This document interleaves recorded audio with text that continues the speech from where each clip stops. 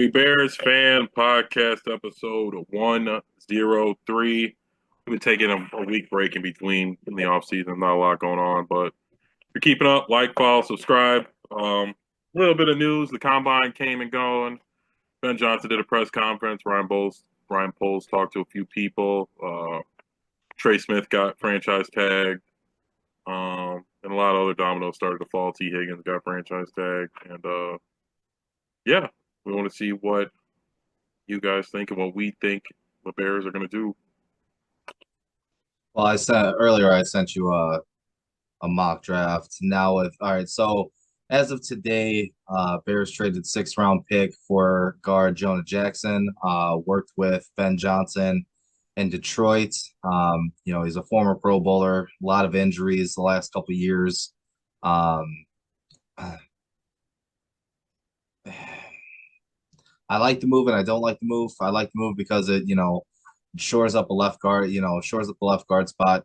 It's a relatively minor cap hit of 11.8 this year and next year. So there's a couple of years of cap control if he turns out to be healthy and has a productive season this year. If he doesn't, you can always cut him after next year. But if you were going to look for an injury prone guard, why not keep Tevin Jenkins? But I think this move is more Ben Johnson than it is Ryan Poles. Ben Johnson, obviously worked with him. He wanted him. So Ryan Poles went and got him. I I was saying that Ben Johnson was going to have roster control or roster input, as a lot of head coaches do. Um, so I'm going to trust in him, with this move and everything. So now you still need a center, right guard, and some defensive line help. Um, Free agency, starts up. Next Monday Monday, is right? the legal tampering period. Wednesday, March 12th is the beginning of the new league year. That's when contracts can officially be signed. I would expect Drew Dahlman to be on the top of that list. Kevin Zeitler from Detroit, probably filling in at right guard. But at the same time, that doesn't stop you from drafting interior offensive line in rounds 2 and 3, most likely, to kind of, shore up those backup spots. So I do expect them to still draft 2 or 3 offensive linemen in the draft, probably in rounds 2 and 3. I had Jackson out of Ohio State, as well as Greg Zrabel or whatever his name is from Colorado State or whatever small town he was or small school he was in. He's kind of like a combo offensive lineman. He came into the draft as a tackle, but he's played all positions of the offensive line where he was at. Um, I also have them picking up another running back in the draft in the third round as well with Judkins. Um, I think you had Henderson, but either way, the same thing. Henderson, yeah, it's Same it's thing. gonna be One of the one of Ohio State guys. it's gonna be one of those two guys, but yeah, I mean, we'll have to see what dominoes fall during free agency. I see a lot of people talking about bringing on Chase Young. I just think he's going to want too much money for, yeah, he's 25, going into his age 26 season, but if all the injury reports are true, just in terms of like what they saw on paper, I don't know how I would feel about spending 18 mil a season on Chase Young because that's what all the numbers are saying that he's going to get in the free market. But maybe Khalil Mack comes back for a year or two. Yeah, whispers Um, saying he would be happy with the reunion.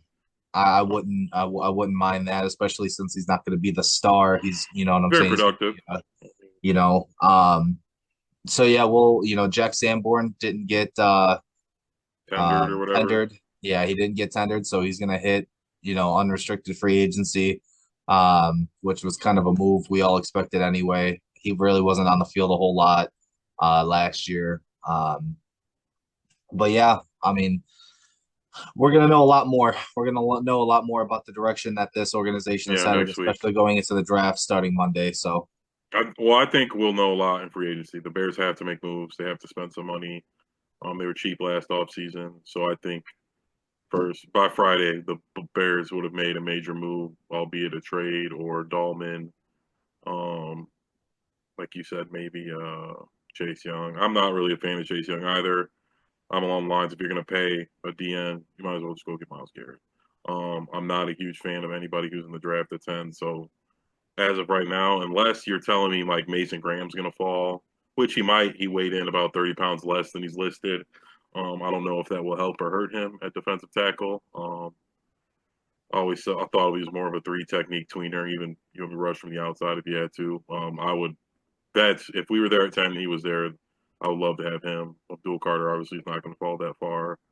I just don't see it. Will Anderson ran pretty well. He looked okay. Banks, I don't know if he participated. Can't remember any of his measurables jumping out. Will Campbell looked pretty good, but 10 for a guard, I'm really not seeing it. We just got Jonah Jackson. Maybe that'll put pressure on Tevin Jenkins to take a team-friendly deal, and then you still draft two guards in the second and third, just in case one of them gets hurt. Like maybe because Jenkins, when he's healthy, is above average. Same with Jonah Jackson, and then we just need a center. It's going to be weird because they've got to get some big guys. We need another pass rusher. We have to get another pass rusher, or this offseason's a failure. If we don't get 3 interior linemen and a pass rusher, this is a failure. We're pretty good almost everywhere else. Obviously, there could be improvements. We could use a backup running back, maybe another wide receiver. We're not going to keep Keenan Allen, but secondary's pretty solid. I mean, they're not world beaters, but they're not a need. Same with linebackers. I would like somebody better than Jermaine Edmonds, but there's no rookie that you're going to go get. Probably no free agent you're going to go get that plug in 100% can be better than him. So we just have to, I would say, these first 4 picks, if we don't trade the pick, all linemen. Pass rush and DT, pass rush and DN, and a guard, 2 guards, guard and center, whoever we don't get in free agency. Ben Johnson had a lot to say. I really like this press conference. More hear him talk, more I like him.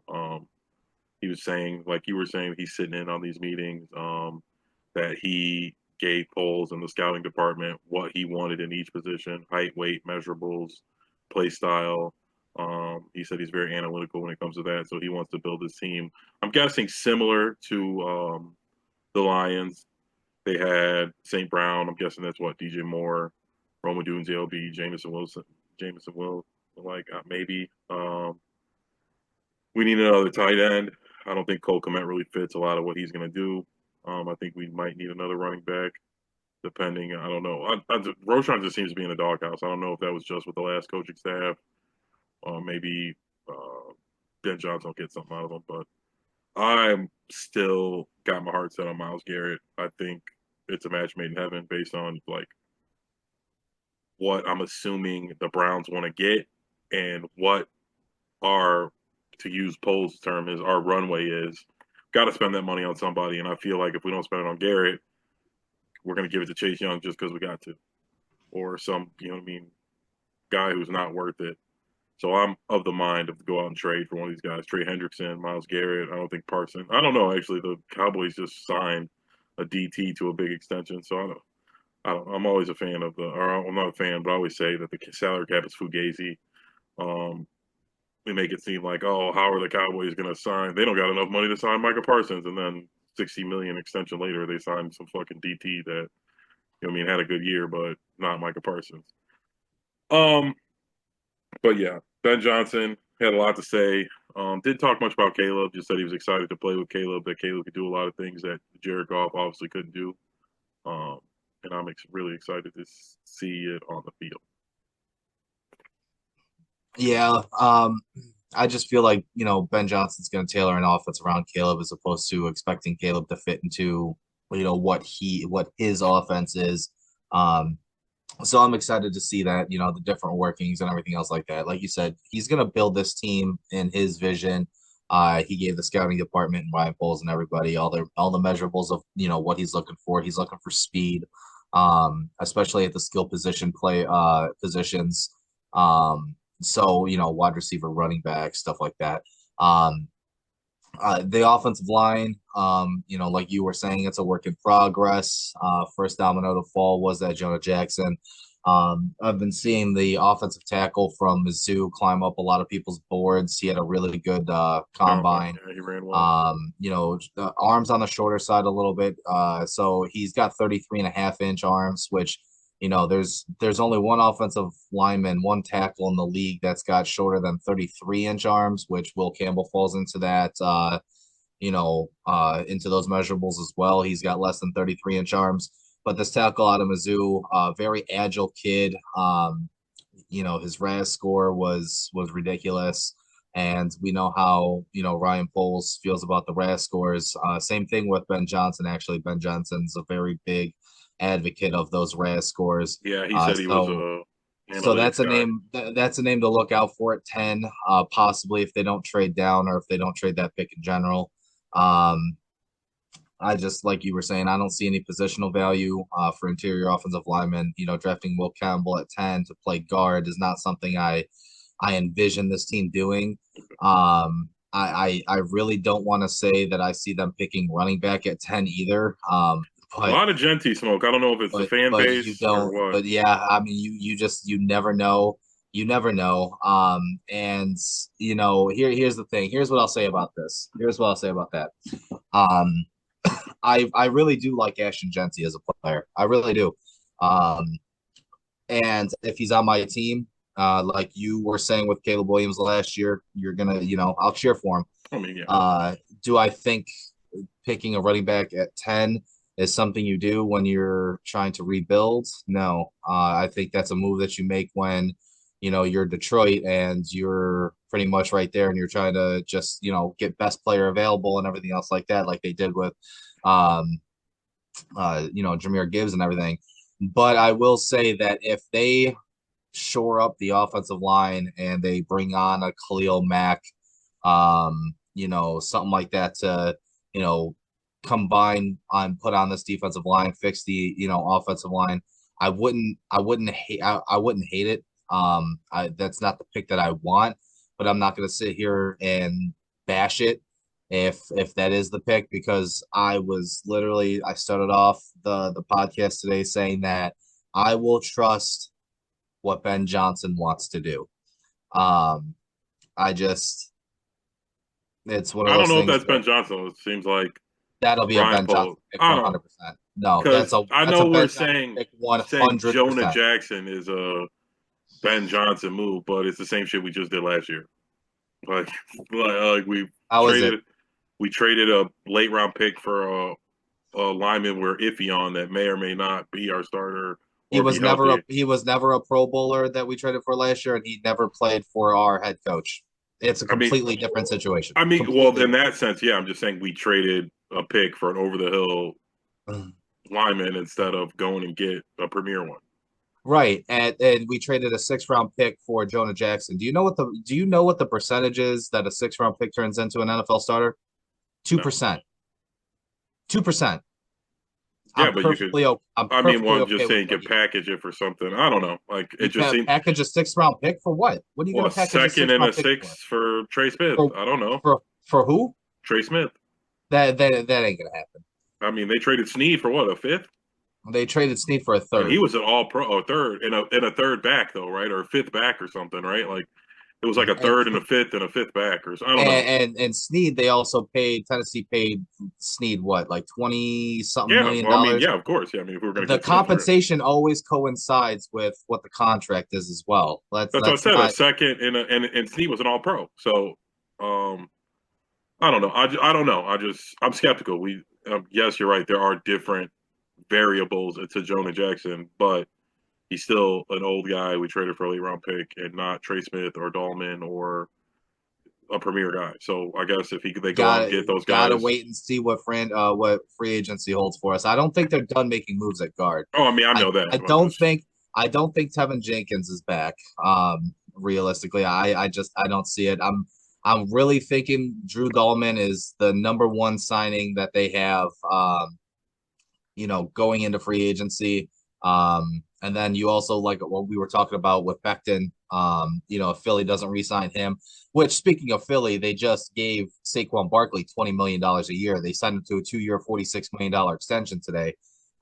So they've restructured his deal to where he's going to be yeah. They making over cut 20 Slay million and a season. Bradbury. Yeah, so that's um Mikhail Becton could, slide in that and slide into that as well as the Drew Dalman signing. I don't expect Becton to, command the 17 to $20 million or whatever that Trey Smith could. So I mean, that's a low risk, high reward kind of thing. Um, but if Ben Johnson comes to you and says, "Yeah, I want that guy because of this," then if you're Ryan Poles, if I'm a fan just sitting here at the seat, I'm going to I'm going to trust what Ben Johnson has to offer in terms of bringing it to my offense. So if he says, "I want these guys," all right, let's go get them.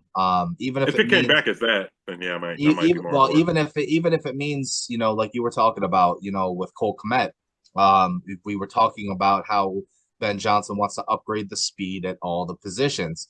Um, if Cole Kmet ends up on the short end of the stick, maybe, he's not going to be cut this year, obviously, but next year that's something they could bring in another tight end, or they could draft a tight end in the fourth round or whatever it is, the third round, wherever they decide to draft a tight end, whatever the case may be. But if that, if Ben Johnson's saying, "Hey, we need to go get this tight end from this person," blah blah blah blah blah, I will trust Ben Johnson over Shane Waldron and Luke Getzey.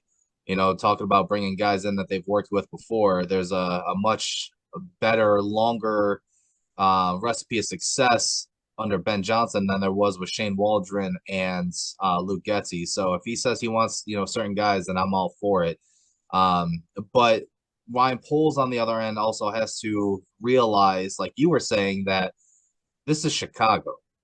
you know, let's go and spend some fucking money on some top end guys. I'm pretty sure if you went to Ben Johnson and said, "Hey, I have Cleveland on the phone. I have an opportunity to get Miles Garrett for the 10th overall pick and a first rounder next year." Um, I can't possibly foresee a scenario where Ben Honestly, Johnson if like, that comes nah, out like that that. we deny something like that, I'd be very upset. I think, like you said, the Chicago. If I would be more forgiving if you got Garrett and you got hurt or he sucked, and instead of us being like, ah, that's just a little too much for us, we're not going to do that. Like, come on, what do we do? What do we have to lose? We don't need first round picks anymore. We got a quarterback. First round Didn't picks Brian are first didn't round. Brian Burns get traded for 2 second-round picks last year? Yeah, but I mean, Garrett's a lot better than Brian Burns. I Um, understand that, but they also had to pay Brian Burns, you know what I'm saying, a ton of money. yes, So, uh, a pick 10 for Miles Garrett, who's a perennial, defensive player of the year candidate. How could you? I don't see how the Bears front office could be like, nah, we're good. We don't yeah, we don't need Miles especially Garrett just in the anymore. situation where like first round picks are for premier edge rushers, especially top 10 premier edge rushers, premier tackles, and quarterbacks. Maybe a wide receiver if they're really good. We got all. Oh, we don't have a premier tackle. There isn't one to get. Probably won't be one next year. We don't plan on drafting high enough to get one next year. It's like now is our time. We're good. We don't need pick 10 really. I mean, we do need things, but nothing that 10 is going to help. No, Will Campbell is not going to plug in and solve all our problems. I think Miles Garrett could solve a lot of our problems. Um, Even if we didn't get any O line, at least we just that sacks, that's different field position. We're getting turnovers. I just think and Ben Johnson spoke on this that he got asked directly multiple times about Miles Garrett. He skated the question pretty well, but I mean, at the end of the day, he got pinned down, and he said, "Hey, I mean, we want playmakers. If it's on offense or defense, I know I'm an offensive coordinator, but I respect those guys on the other side of the field, and we want them all over the place. And I think now is the time. Like there is no better time. I mean, maybe last year when we had pick 9 and really didn't. I guess Roman Tunze panned out. We'll see, but Will Anderson isn't the answer. Banks isn't I the answer. guarantee you there's something going on behind the scenes that we don't know about. They've got to be working the phones trying to get a trade done. I feel like there's one huge move on the horizon. And I don't think it comes out I think we'll kind of see a plan of attack once free agency starts. But once we creep closer to the draft, I really feel like there's a bombshell just waiting to be dropped. I got this gut feeling. Maybe it's optimism. Maybe I'm just an optimist. I'm just really hoping that something comes along. I don't think it's Trey Hendrickson, but I would not be surprised at a Miles Garrett, Michael Parsons splash.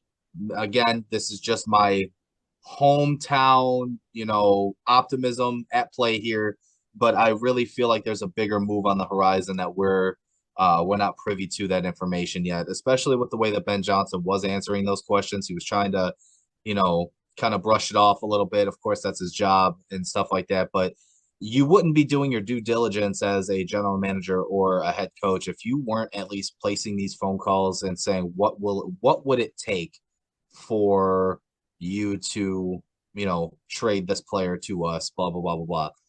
Everybody has a price. Everybody has a price. So what's that price? The Browns are in a And weird spot because Garrett keeps coming out and saying he doesn't want to play. Maybe everyone's just going to wait. My guess is everybody's going to try and wait till after the draft, and then bam, we'll give you two first after the draft and live with it. and you know what? If it goes down like the Khalil Mack trade, that's even better Yeah. because you're not giving up pick 10 this year. You're giving up a first round pick next year and a first round pick the year after that. I'm perfect. That's like the perfect world scenario, whether Yeah. it be Miles Garrett or fucking Micah Parsons. Or I don't know. I'm That like I said, Crosby, Trey that's Henderson. Not for that's that, but beautiful. Trey Henderson. Um, I just want to see them do something. I have a feeling like you, based on how this offseason has went, they're gonna make a move. I think if Trey Smith didn't get tagged, we would have given him the biggest guard contract there ever was, and we would have gotten him day one. I still think something like that's on the horizon. Maybe for Dahlman, there's some other guys. I think Banks just got cut. There's a few of Zeitler. I'd be really happy with Zeitler. I think he won't command a lot of money. He's got history with Ben Johnson. He's coming from Detroit. He won't have to move so far, so they definitely need to kick the tires on that.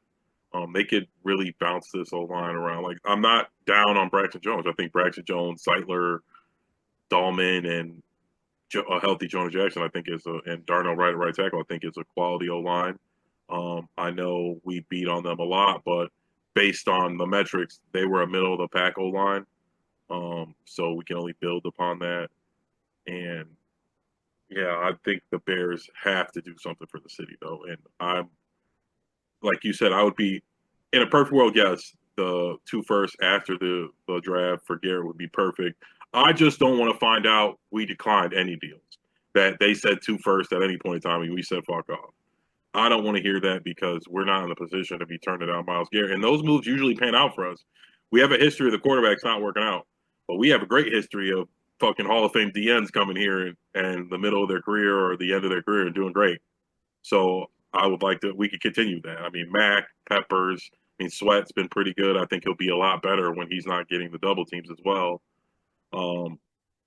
But we will see. I'm really hoping that the weight thing scared the guys at the combine and Mason Graham maybe falls to 10. I think that would be a perfect fit for us as well. He's a run stopper and a pass rusher. He's young. He's gritty. I think he's got a good head on his shoulders. And like I detailed a couple of weeks ago, the last time we did the podcast, the perfect world scenario, the dream scenario is that Mason Graham falls, we get him at 10. Miles Garrett gets traded to us before preseason starts, like Khalil Mack did, and now you're set up with Graham, Dexter, Garrett, and Sweat on the defensive line, and then on the offensive line you got Braxton Jones. Now you got Jonah Jackson, Will Dahlman, Mikael Breckton, Will Freese, whoever, at right guard, and then you got Darnell Wright at right tackle. That's pretty much your dream scenario. That's what you're hoping for if you're a Bears fan. So we'll see what happens. I mean, we got a week from tomorrow. So March 12th is when the official new league year starts. The legal tampering window starts on Monday, the 10th. So we can expect some news and stuff like that. Maybe we'll do, if something big goes down on Monday, maybe we'll hop on for an emergency pod, kind of, get our initial reactions and everything right away. Especially that first couple of days of free agency is going to be Monday, Tuesday, Wednesday, Thursday will kind of be a big news week. So next week will be a big news week. And then, you'll have the second and third wave of free agency before the draft.